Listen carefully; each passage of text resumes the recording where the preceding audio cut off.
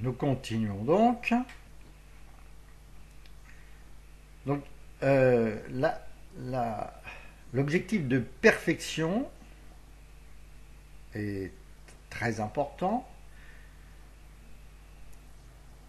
Vous savez, parce que je vais pouvoir de cette façon, grâce à cet objectif de perfection, avancer avec un minimum d'effort.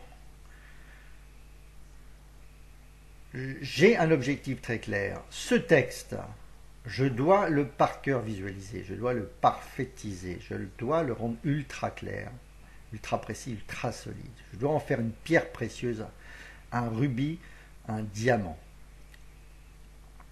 Progressivement. Voilà, j'ai un objectif. Principe de l'objectif. L'objectif, c'est loin. Et je vais y aller pas à pas. Je vais y aller calmement. J'ai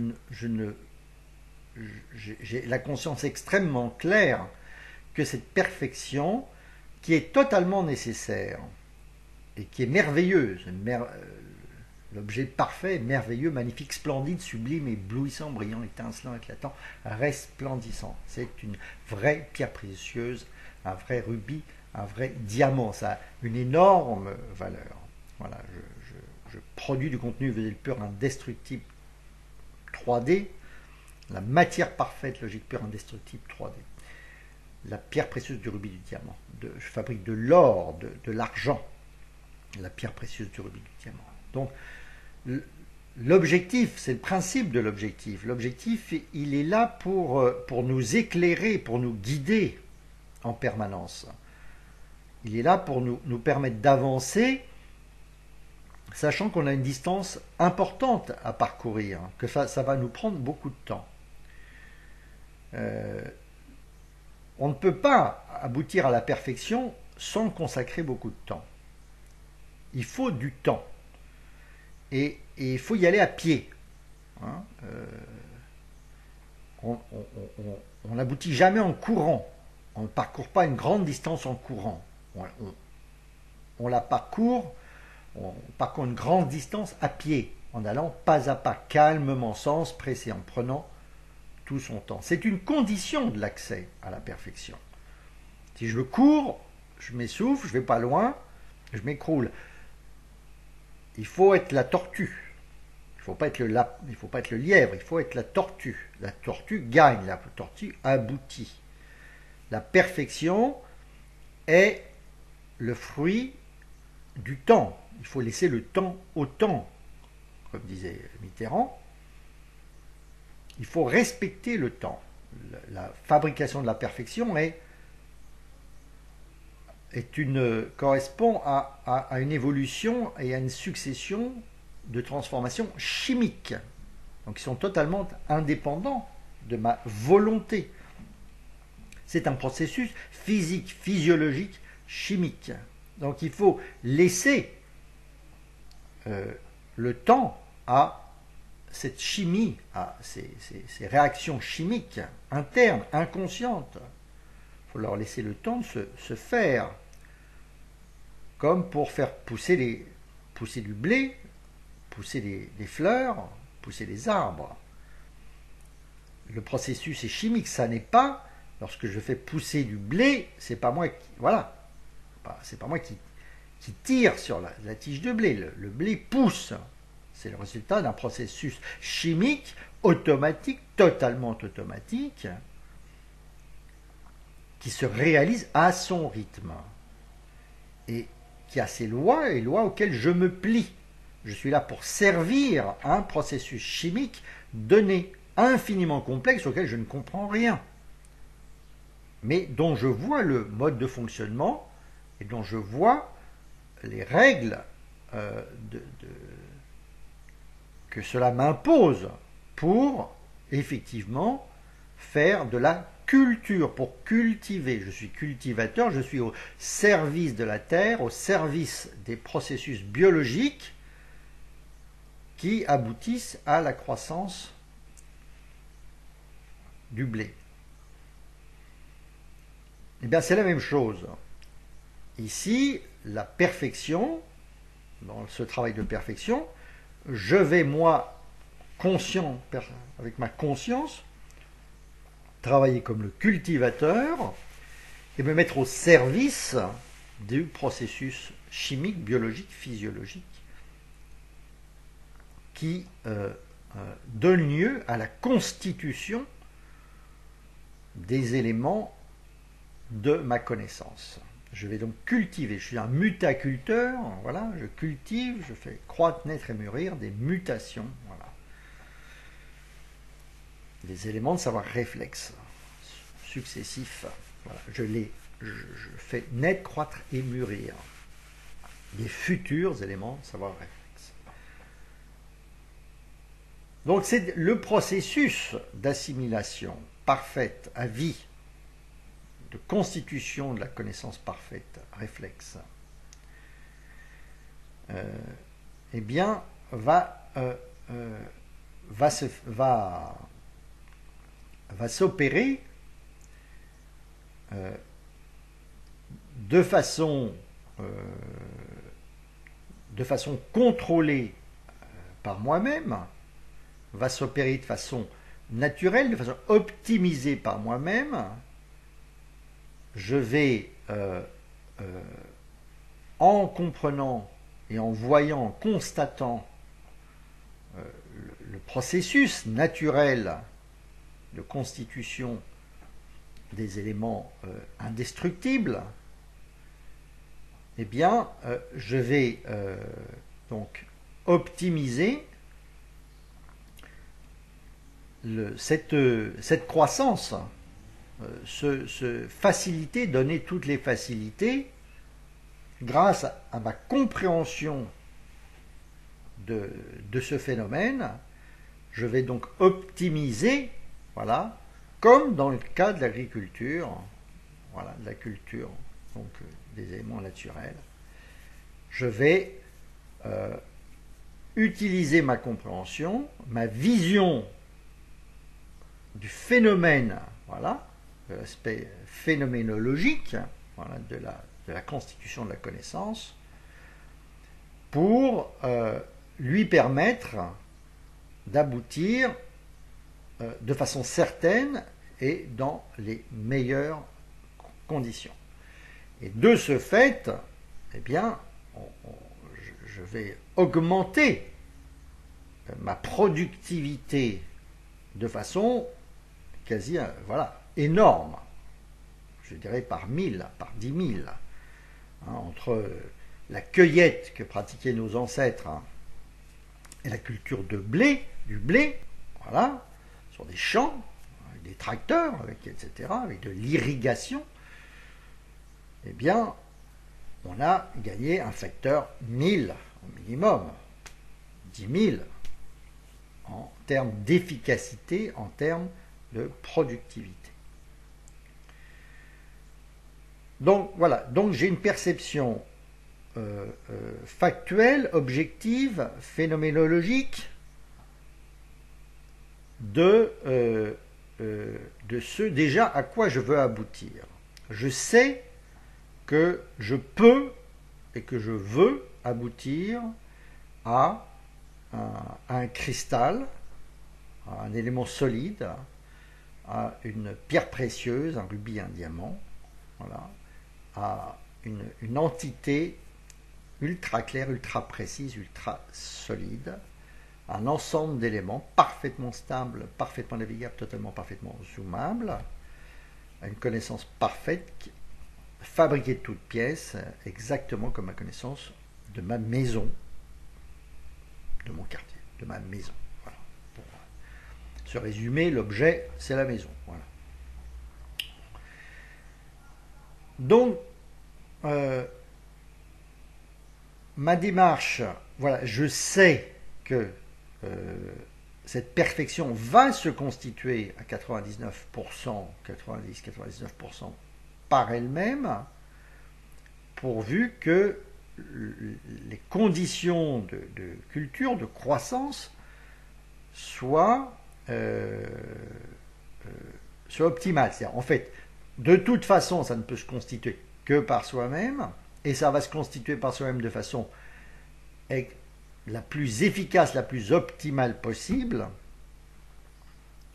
si je mets en place donc ces conditions de croissance comme je le fais pour la culture du blé, la culture maîtrisée, c'est-à-dire la culture tout court, c'est-à-dire ce que fait l'agriculteur. Donc j'ai un objectif très très simple, j'ai cet objet logiquement parfaitement cohérent, je sais que je veux l'amener, je peux l'amener à la perfection, en faire un cristal, en faire un tout totalement indestructible, un ensemble d'éléments totalement cohérents, extrêmement solide, un ensemble d'éléments totalement ordonnés, juxtaposés, imbriqués, et je vais donc je sais ce que j'ai à faire, j'ai un véritable objectif.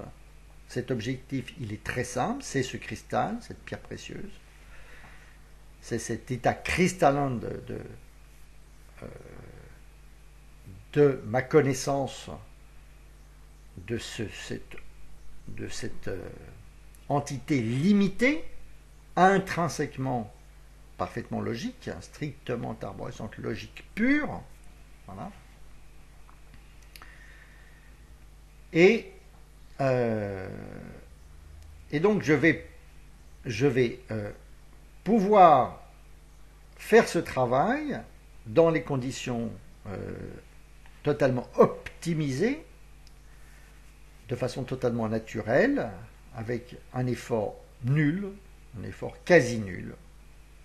Voilà, comme lorsque je fais de la marche à pied, ça me fatigue un tout petit peu, et pas beaucoup. Donc,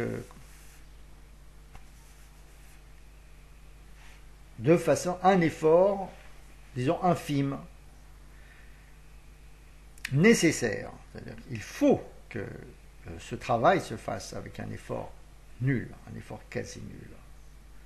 Et c'est essentiel dans la méthode pour augmenter votre efficacité d'assimilation que votre effort soit nul. Que vous le fassiez comme respirer, comme marcher, comme nager.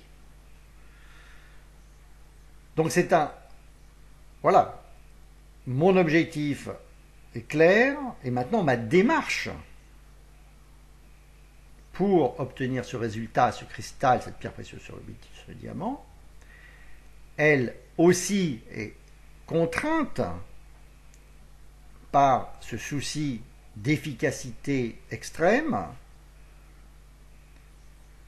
par cette compréhension du fait que l'essentiel du travail doit se faire spontanément. C'est-à-dire que je ne tire pas sur ma tige pour faire pousser le blé, il pousse tout seul. Hein. Par contre, je lui permets de recevoir de la lumière et je l'irrigue, je fais en sorte qu'il reçoive de l'eau. Donc je m'occupe de l'aspect externe. Et puis aussi, lorsque les éléments viennent à maturité, je les récolte pour qu'ils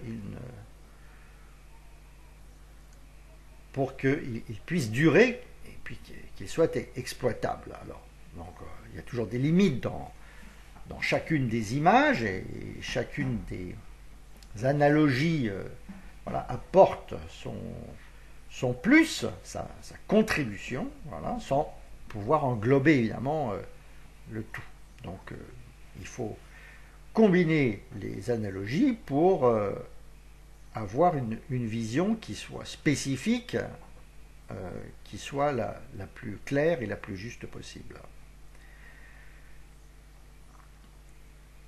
Donc, j'ai une constante, mon objectif.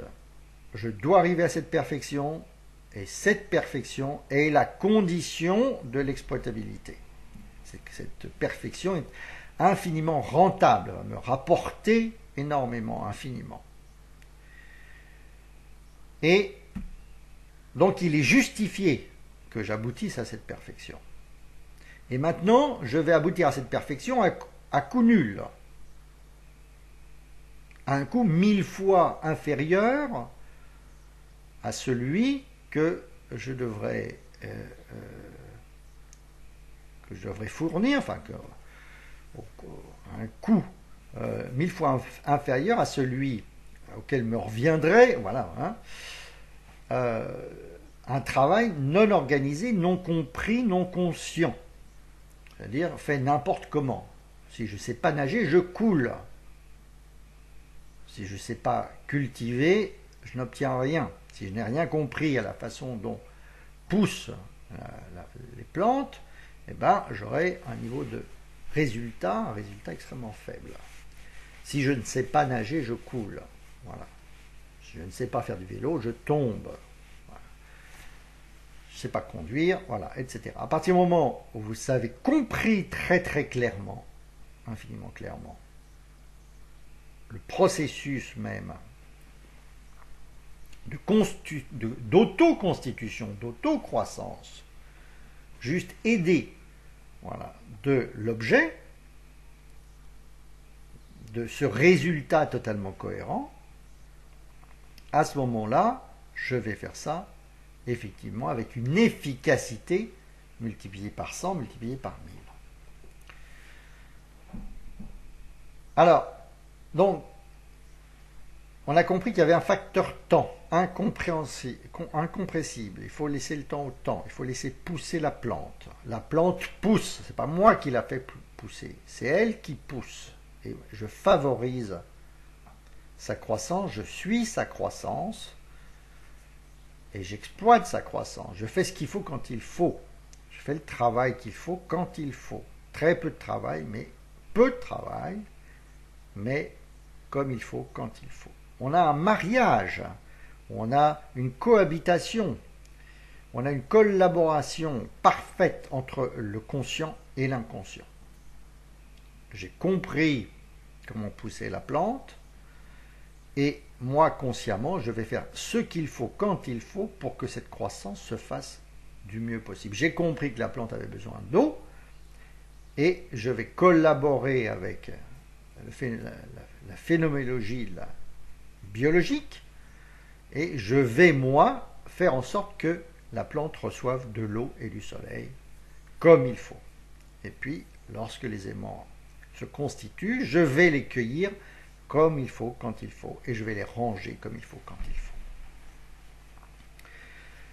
Donc, j'insiste au travers de ça sur le phénomène du temps. L'obtention de la vraie perfection à coût nul se fait en respectant la durée. C'est-à-dire, je ne peux pas aboutir à un texte, à une leçon parfaite, nécessaire, indispensable, vitale, voilà, sans y passer, consacrer le temps et la durée qu'il faut. Je ne travaille jamais une seule leçon, un seul objet. J'en travaille des dizaines, des centaines, des milliers d'objets. Je suis vraiment un cultivateur et j'ai des milliers d'objets qui poussent individuellement. Je ne m'acharne pas comme un âne sur un objet pour essayer de le faire aboutir en quelques heures. Ça ne sert à rien. Je ne suis pas là pour apprendre un texte par cœur, voilà, et qui va me durer 2 jours, et qui m'aura tué, tellement ça m'aura consommé l'énergie. Ça n'a rien à voir. Je ne bachote pas. Je ne surapprends pas pour l'examen qui va avoir lieu demain ou la semaine prochaine. J'apprends pour la vie. Je n'apprends que pour la vie. Mon objectif est d'avoir quelque chose d'abord d'infiniment solide, ultra clair, ultra précis, ultra solide à vie. L'objet à vie, l'objet ami, l'objet qui me sauve la vie. L'objet à vie. J'apprends pour la vie. Et donc je cultive, je suis la croissance, comme un jardinier, comme un cultivateur, de milliers d'objets, voilà, simultanément. Et chacun de ces objets, voilà, va se développer, croître, grossir, grandir, petit à petit, avec un soin limité, à coup nul, mais attentif et régulier. Donc on n'est pas du tout dans le stress. On n'est pas du tout dans l'apprentissage douloureux, qui est l'apprentissage brutal, et finalement l'apprentissage stupide, que j'ai pratiqué moi aussi, comme tout le monde, abondamment. On est à l'opposé, on est dans un travail d'assimilation lent, à coup nul, pas intensif, avec un effort monstrueux. Je travaille toujours à coup nul. Je suis toujours, voilà, content. Je suis toujours heureux. Je fais toujours ce travail avec un immense plaisir, avec une extrême facilité et un immense plaisir. Je ne viole pas la nature, je ne prétends pas dominer, m'imposer à la chimie naturelle de mon cerveau. Au contraire, j'ai appris à la connaître, je me suis efforcé de la comprendre et nous travaillons la main dans la main, voilà, dans un dialogue permanent et avec un échange permanent, extrêmement fructueux, extrêmement vivant, extrêmement joyeux. Apprendre est un plaisir, uniquement un plaisir. Et si ça n'est plus un plaisir, c'est que je me suis trompé de direction, c'est que je ne fais pas ce qu'il faut. Me promener est un plaisir, a toujours été un plaisir, sera toujours un plaisir. Courir comme un dératé, eh bien, c'est de la souffrance et je ne vais pas aller loin. J'irai, je vais faire mes 200 mètres, je vais faire mes 500 mètres, je ne vais pas faire mes 500 km. À pied, en me promenant, me baladant, en prenant mon temps, eh bien, je peux parcourir 10 000 km. 1000 fois plus. 10 000 fois plus. Voilà.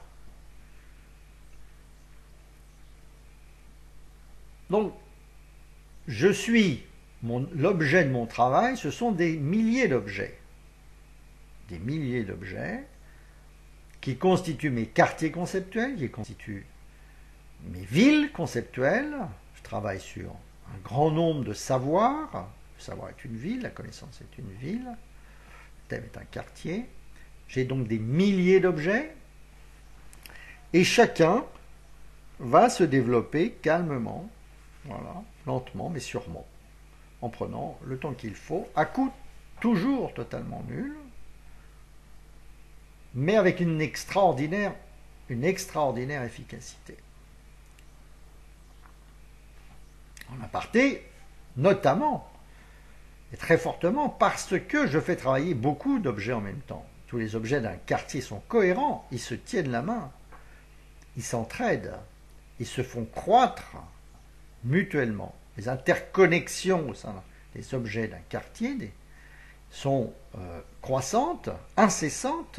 Il y a un mouvement, il y a un flux logique permanent qui se produit entre eux, et donc non seulement ils se visibilisent, s'accessibilisent, etc., mais ils débordent chacun vers leurs voisins, de proche en proche. On a des ondes logiques qui se propagent indéfiniment, du fait de leur très forte cohésion, comme lorsque je tape, voilà, sur un élément solide, l'onde se propage sur l'ensemble des éléments cohérents, Bien, de la même façon, les objets constitutifs d'un quartier conceptuel, d'un thème, eh bien, vont s'apporter mutuellement, se diffuser mutuellement l'énergie logique, la lumière logique, et vont donc se faire croître en permanence mutuellement.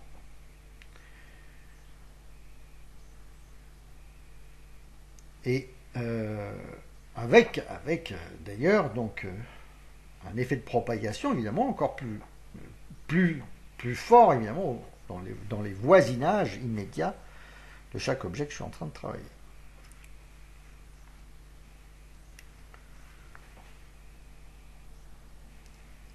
J'ajoute donc cette perception de la perfection dans la durée, de l'auto-perfection, de l'auto-construction de l'objet. C'est l'objet qui pousse, qui se développe, qui croît, qui grossit de lui-même. L'objet, une fois parfaitement identifié, c'est gagné. Il se met à se développer, à croître, à grossir, à grandir de lui-même, naturellement, spontanément, quasi spontanément. Il passe à l'état croissant de l'objet qui croît parce que je le vois, simplement parce que je le vois, qui se développe, qui croît, qui grossit, qui grandit, qui devient de lui-même progressivement toujours plus clair, toujours plus précis, toujours plus solide, toujours plus évident, toujours plus dense, toujours plus riche, toujours plus complexe, toujours plus connexe, toujours plus navigable, toujours plus zoomable, toujours plus exactement comme la maison, comme le quartier. L'objet, voilà, est parfaitement objectisé, je le vois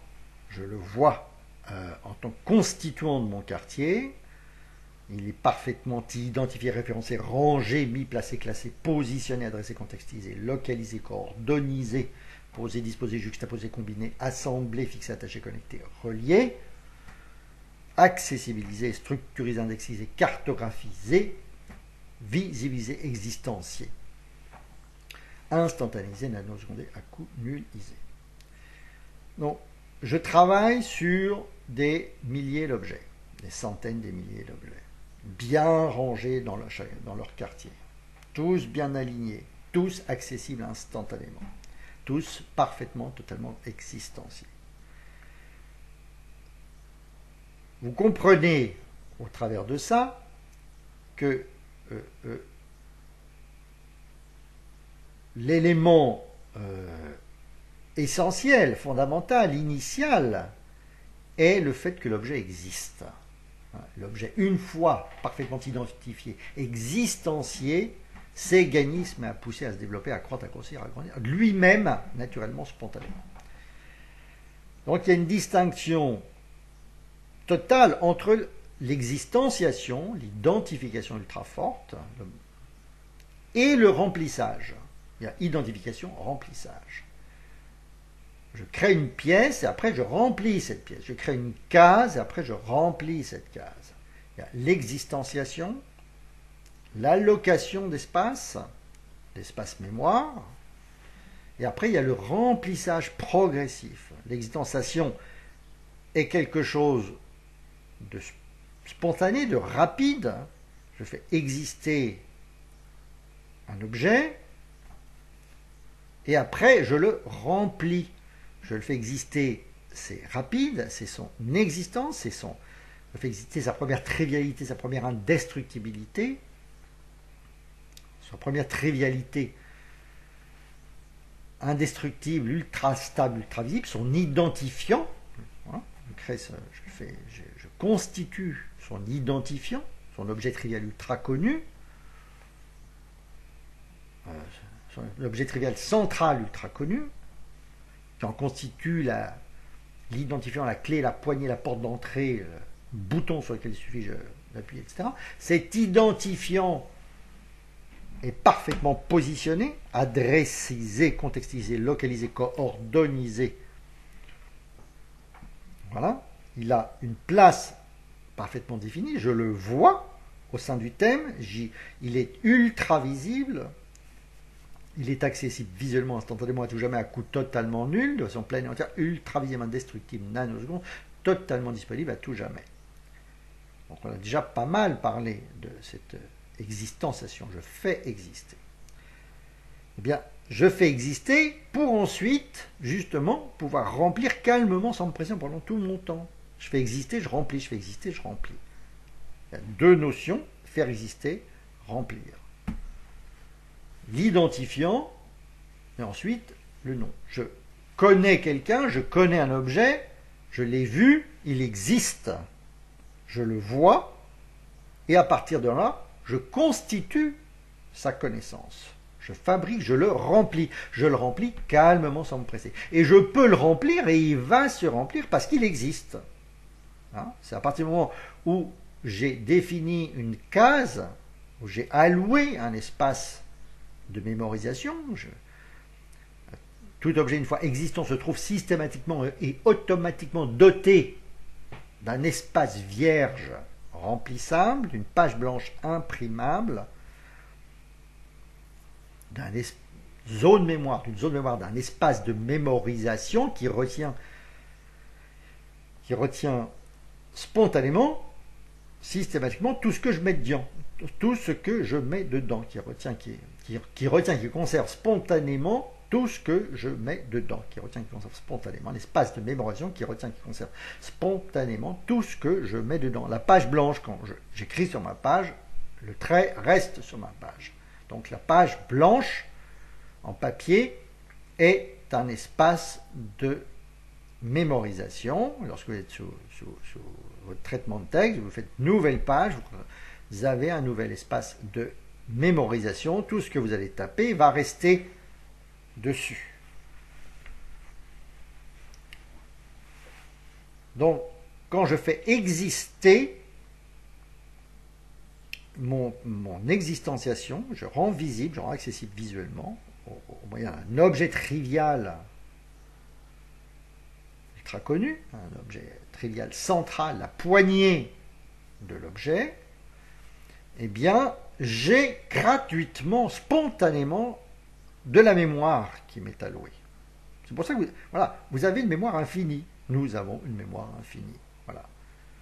Dès que je prends connaissance, je vois quelque chose d'important, d'intéressant, eh bien, le cerveau va me donner gratuitement, comme dans mon ordinateur, va me donner un espace mémoire, un espace vierge remplissable, une page blanche imprimable, une zone mémoire, un espace de mémorisation qui retient, qui conserve spontanément tout ce que je mets dedans. Magique, c'est totalement magique. À partir du moment où je fais exister l'objet, eh bien, j'ai une allocation mémoire spontanée qui se constitue. Et donc, j'ai augmenté ma surface, mon volume, mon espace mémoire, voilà, simplement en faisant exister l'objet par cet acte d'existenciation. Donc, je fais exister, je reçois gratuitement de l'espace mémoire que je n'ai plus ensuite qu'à remplir, une page blanche sur laquelle je n'ai plus qu'à écrire, à dessiner, à placer, à mettre, à classer, à poser, à disposer, à juxtaposer, voilà, des nouveaux éléments. C'est le processus itératif. Le problème n'est pas dans la quantité de mémoire. Nous avons une mémoire infinie en pratique. Si je vous présente 100 000 successivement 100 000 éléments évidents, intéressants, eh bien, vous allez ouvrir autant, spontanément, autant d'espace mémoire. On n'a pas de problème de quantité de mémoire. Et on le voit avec les virtuoses du piano. Je veux dire, mais ils ont une quantité, ils parlaient de mémoriser une quantité d'éléments, de notes, enfin voilà, d'éléments musicaux, mais qui paraissent infinis. Pourquoi? Parce que le réflexe est bien placé, et fonctionne bien, et que l'allocation se fait de façon systématique. Donc on peut considérer que le problème quantité de mémoire n'est pas un problème. Il n'y a pas un problème de quantité de mémoire. Il y a un problème de l'utilisation de la mémoire. Donc, c'est-à-dire de l'exploitation de la mémoire, de l'allocation, de la maîtrise du geste d'existenciation juste, c'est-à-dire bien positionné, de bonne existenciation, qui va provoquer donc de l'allocation mémoire en grande quantité, en quantité potentiellement non limitée. Voilà, donc il y a une différence totale entre faire exister et remplir. Je fais exister, je remplis, je fais exister, je remplis, je fais exister, je remplis, je fais exister, je remplis. Donc, je fais exister, donc c'est-à-dire je fais exister, je rends visible, je rends accessible visuellement, instantanément, à tout jamais, à coût totalement nul, de façon pleine et entière, ultra visible, indestructible, nanosecond, totalement disponible à tout jamais. Je fais exister visuellement, je fais exister trivialement. Voilà, je fais exister un nouvel objet trivial ultra connu, ultra visible, ultra combinable, ultra photographiable, ultra existentiable, ultra rémanent, ultra permanent, ultra persistant, ultra résistant, ultra stable, ultra stabilisant, ultra attirant, ultra fixant. Je ne vais pas, peut-être pas trop revenir sur le fait que donc ce qui est existentiable, c'est toujours un objet trivial ultra connu. Je fais exister toujours voilà, l'objet trivial ultra connu.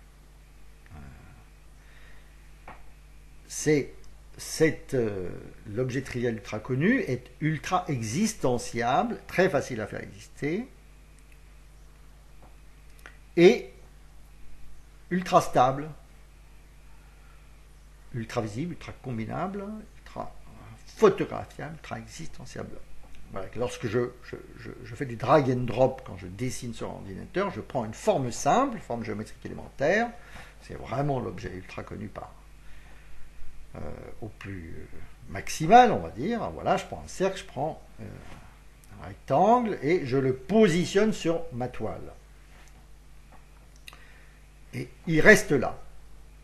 Donc je fais exister un objet trivial ultra connu sur une page blanche, c'est-à-dire dans la page blanche et sur la page blanche d'un élément que j'ai fait exister précédemment. Je fais exister un nouveau composant, un nouveau constituant fonctionnel évident.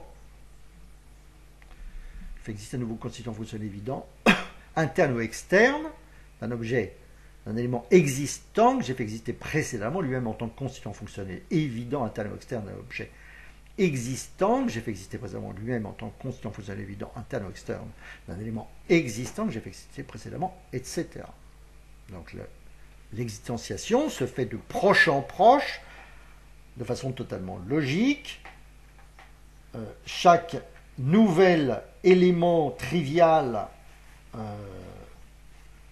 ultra connu que je fais exister a sa page blanche, se trouve doté d'une page blanche remplissable qui retient tout ce que je mets dedans. Et qu'est-ce que je mets dedans? Eh bien, je mets un nouvel objet trivial ultra connu qui a une liaison naturelle très forte avec l'élément précédent, avec l'objet trivial ultra connu précédent. Donc je mets à l'intérieur, je fais exister, j'ajoute A, je mets dans à côté de, je mets dans à côté de, je fais exister à cet endroit, dans cet élément que j'ai fait exister précédemment, dans ces éléments que j'ai fait exister précédemment, au milieu avec en même temps grâce à ça, c'est 10, c'est 100, c'est 1000 éléments déjà existants que j'ai fait exister précédemment. Donc on a déjà parlé assez fortement de cette existenciation, de cette existenciation spontanée.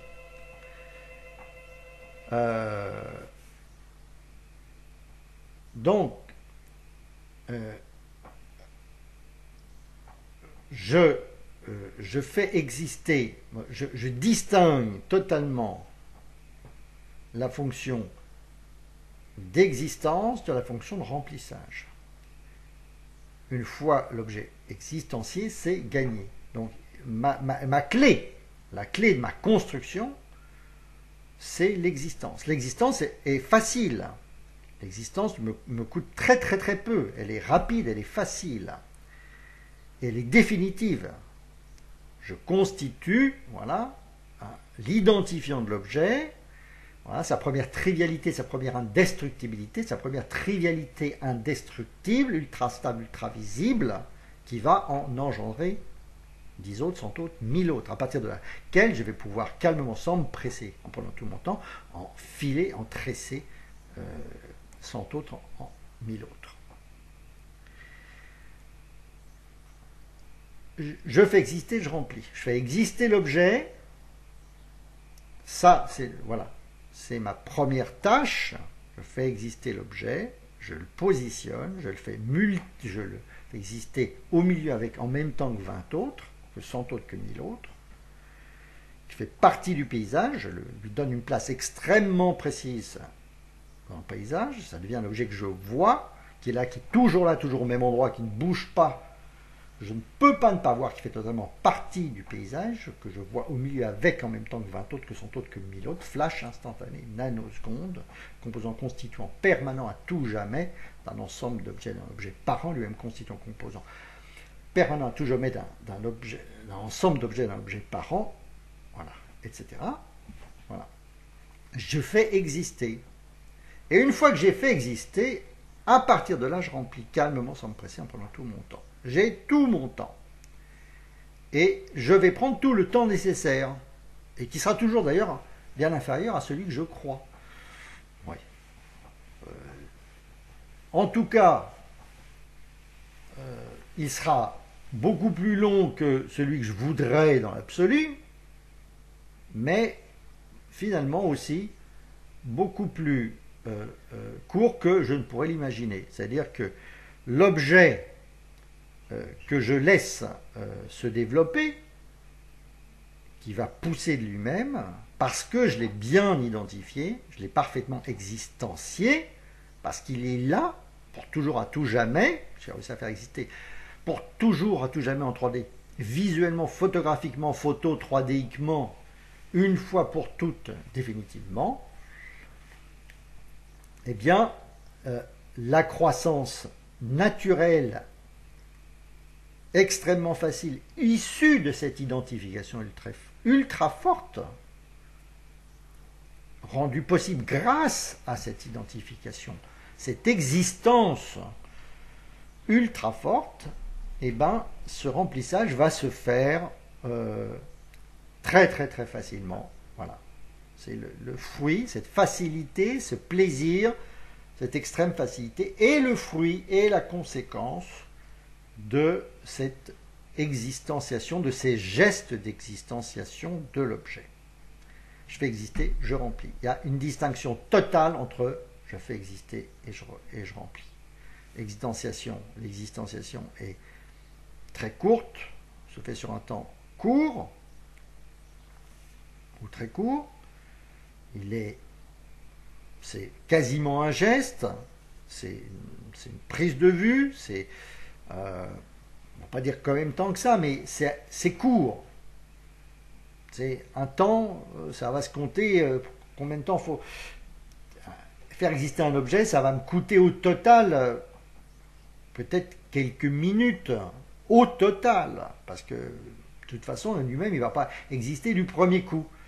Je dis, je fais exister d'abord pour un jour, puis pour 2 jours, puis ensuite pour 5 jours, pour 10 jours, pour 100 jours, et enfin pour toujours. Voilà.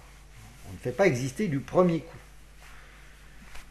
Mais pour faire exister un objet qui est une entité forte, qui est une entité très significative, très émotive, très motivante,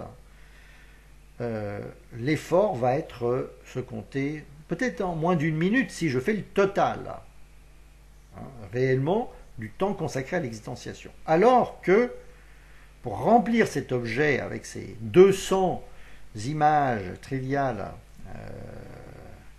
ces 50 objets triviaux, ces 200 images triviales, et ces 50 à 100 précisions, 50 à 100 éléments complexes qu'il va recevoir, qui vont s'installer et qui vont exister au sein de cet objet, là je vais passer peut-être au total, peut-être entre 1 heure, aux alentours de l'heure. Donc j'ai pratiquement un facteur 100 entre le temps dédié à l'existanciation de l'objet et le temps dédié au remplissage de l'objet, au remplissage progressif de l'objet.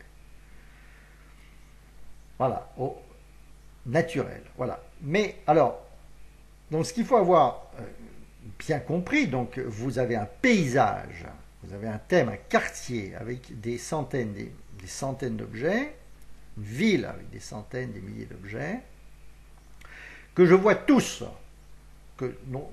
dont chacun est accessible visuellement, instantanément, à tout jamais, à coût totalement nul, qui sont tous également sur le même niveau, qui ont tous la même nature, qui constituent une surface, qui constituent une mosaïque. Hein. Damier, j'ai checké, je mosaïquise, voilà. Je visualise, je 3D, je bloquise, je cubise, je briquise, je piécise, je maisonise, je quartierise. Donc les objets constituent une uniformité, une surface uniforme, une mosaïque. Ils ont tous la même taille. Donc ils constituent une surface. Après, il y a le niveau du dessous qui concerne leur contenu. Mais j'ai une surface propre, une couche, on dit, hein, aussi en informatique d'ailleurs. On a une couche objet qui vient en dessous de la couche thème. Donc j'ai ma vision des régions, j'ai ma vision des départements, j'ai ma vision, etc. Donc une vision des régions, voilà, j'ai ma vision ensuite en faisant apparaître les départements. Donc j'ai une couche département dans ma carte de France. J'ai une couche région, j'ai une couche département. Ensuite, je peux avoir une couche, j'ai les couches en dessous. Donc,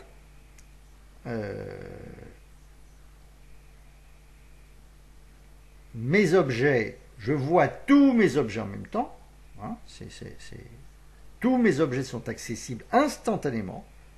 Je suis dans un quartier, je peux accéder à n'importe quel magasin, n'importe quel appartement, à n'importe quelle entité constitutive de mon quartier. Tous les objets sont accessibles. J'ai fait le travail, accessible visuellement, instantanément à tout jamais, à coût totalement nul.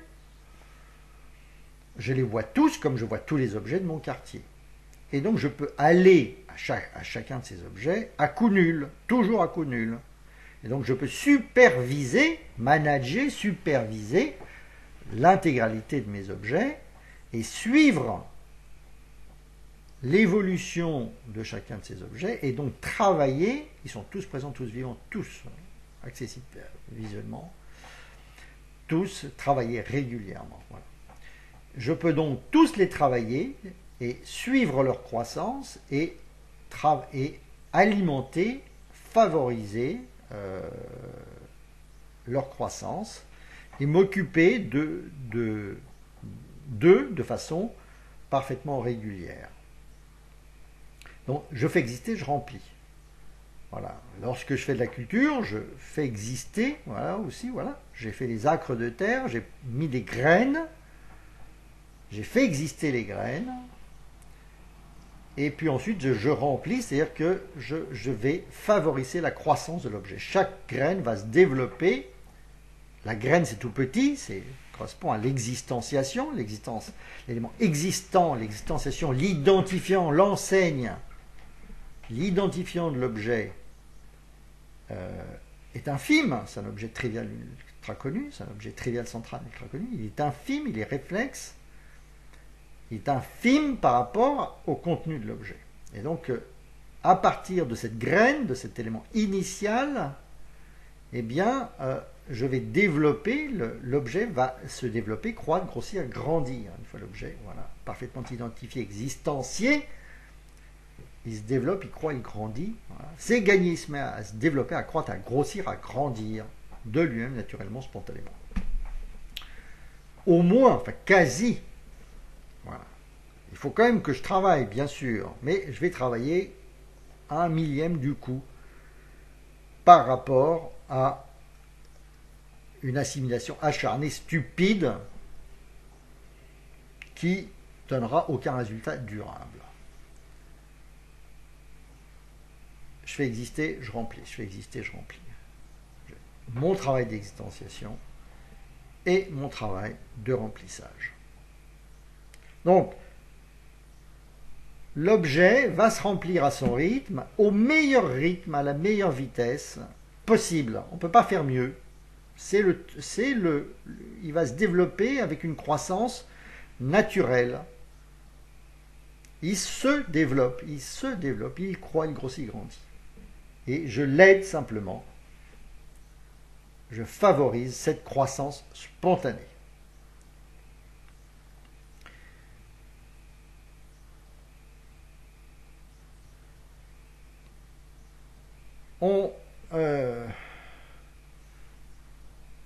Donc, vous voyez l'image se consolide. Je constitue donc des pierres précieuses, des rubis, des diamants, par centaines. Je fabrique de l'or, de l'argent, pierres précieuses, des rubis, des diamants. Et ils se constituent, ces diamants, voilà, se développent, croissent, grossissent, grandissent, petit à petit, lentement mais sûrement, voilà. Et de façon totalement contrôlée, grâce à grâce au fait qu'ils sont parfaitement existenciés, qu'ils sont tous accessibles visuellement, et donc qu'ils sont tous irrigués et ensoleillés. C'est-à-dire que comme je les vois tous, en fait, ma vision de ce champ de connaissance, ce champ, la terminologie est toujours aussi juste, eh bien, va provoquer l'alimentation en lumière, en photons, en énergie et en matière. Voilà. Donc, l'eau, voilà, il y a irrigation, il y a ensoleillement. Tous les éléments, tous les objets sont accessibles, sont connectés, sont reliés, sont alimentés en permanence et donc vont se développer grâce à ce non-isolement. Tous les objets sont connectés, sont reliés de proche en proche et donc reçoivent de l'eau et du soleil.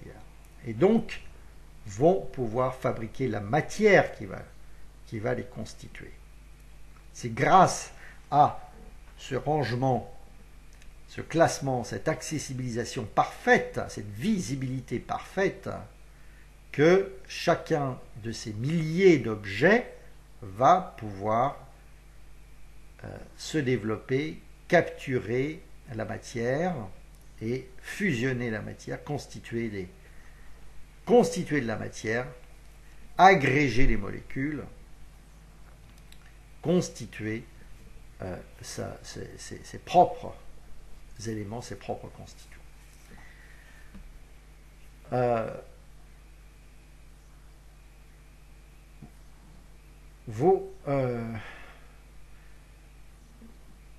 Je pense que là, on a bien vu ce principe, voilà, de ces étapes, voilà, de l'objectif que je veux avoir, de l'étape d'existentiation magique, qui est la condition nécessaire et suffisante pour permettre la croissance de l'objet, la cristallisation, la constitution et la cristallisation progressive de la matière de l'objet. Donc, je vais en rester là, et ensuite, donc soit dans cette vidéo, soit dans une vidéo, une vidéo d'aujourd'hui ou un peu décalée, je vais donc m'intéresser au remplissage même, à l'action de remplissage de l'objet, de construction de l'objet, de proche en proche. Je structure, j'analyse, j'archimédise. Structure, j'analyse, j'archimédise, je 2 ou 3 fois le O3. 2 ou 3 fois le O3, je bloque, de bloc, de bloc, je continuise. Donc, comment je vais construire par existenciation successive, de proche en proche, l'intérieur même de l'objet. C'est-à-dire qu'on va en fait retrouver on va retrouver la même démarche d'existenciation progressive, de trivialisation progressive, de 2 ou 3 fois, 2 ou 3 fois, 2 ou 3 fois, de structuration, de trivialisation progressive, de proche en proche, qu'on a utilisé pour pouvoir faire exister l'objet au sein du thème, et bien on va le retrouver au sein de l'objet lui-même. Invariance d'échelle, comme dans toute la nature, entre l'infini, les galaxies, et la molécule et l'atome. Invariance d'échelle, discrétisation à tous les niveaux. Voilà, donc je m'arrête pour cette vidéo et l'étape suivante est bien définie. Voilà, à plus, peut-être à tout à l'heure ou à un prochain jour. Au revoir.